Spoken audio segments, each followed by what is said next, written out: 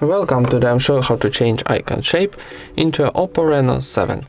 Firstly, open your Play Store and find X icon changer application. This one. Need downloading and installing, so wait a second for install.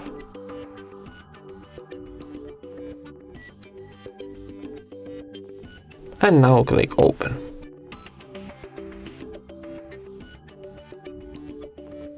Then need close ads. And now from the list need choose your application. Maybe YouTube will be nice. Okay, choose application, and next up from the library choose your icon. Maybe this like Android.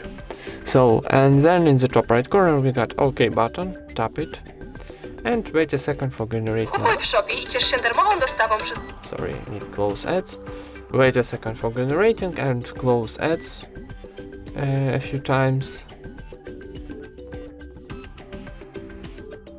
And here we got add to home screen message, so need to press add, and we got success. So go to our home screen, and here we got our new icon of our YouTube.